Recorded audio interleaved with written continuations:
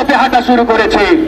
আজকে এক একটা উপদেষ্টা নিজেদেরকে আমেরিকার প্রেসিডেন্ট মনে করে রাষ্ট্র সংস্কারের কাজ চলছে সাময়িক অসুবিধার জন্য দুঃখিত। গোটা আন্দোলনকে তারা স্কিপ করে বাইপাস করে এরকম একটি এক পেশে জুলাই ঘোষণাপত্র দিয়েছে। এরপরে আমাদের খুদে বাচ্চারা, আমাদের ভাইরা, ছোট বাচ্চারা 2018 সালে নিরাপদ সড়ক আন্দোলন করেছে, যে আন্দোলন সারা পৃথিবীতে বিরল একটি ঘটনা। এমন আন্দোলন পৃথিবীর আর অন্য কোনো দেশে সংগঠিত হয় নাই।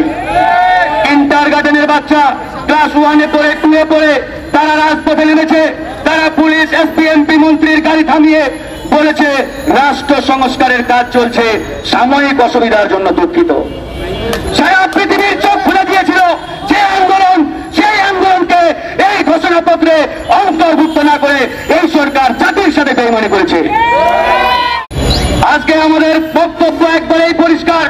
আমাদের 2 কোটি প্রবাসী পৃথিবীর বিভিন্ন দেশে রয়েছে, যাদের পাঠানো রেমিটেন্সে আজকে বাংলাদেশের অর্থনীতির চাকা সচল। তাদের সেই আপনার অবদানকে এই ঘোষণাপত্রে মূল্যায়ন করা হয় নাই। এই সরকারকে মনে রাখতে হবে, তারা কোনো একক ব্যক্তি, গোষ্ঠী কিংবা দলের সরকার নয়। তারা এদেশের ছাত্র জনতার সমর্থিত সরকার।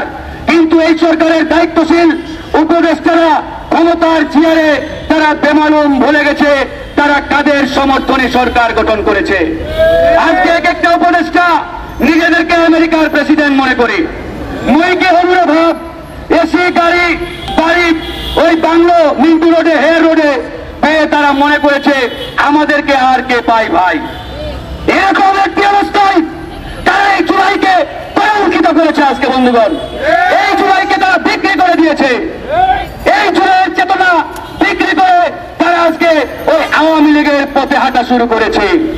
আওয়ামী লীগ যেভাবে 71-এর চেতনাকে বিক্রি করে এই 54 বছর রাজনীতি করেছে, আজকে এই সরকারের কতিপয় উপদেষ্টা এই গণঅভ্যুত্থানকে বিক্রি করে তারাও সেই নব্য ফ্যাসিজমের পথে হাঁটা শুরু করেছে।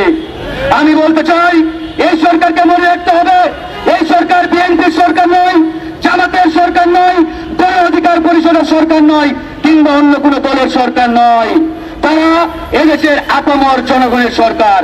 জনগণের আশা আকাঙ্ক্ষা যদি তারা বাস্তবায়ন করতে না পারে, তাহলে তাদের এই চেয়ারে থাকার আর 1 মিনিটও তাদের কোনো নৈতিক অধিকার নেই।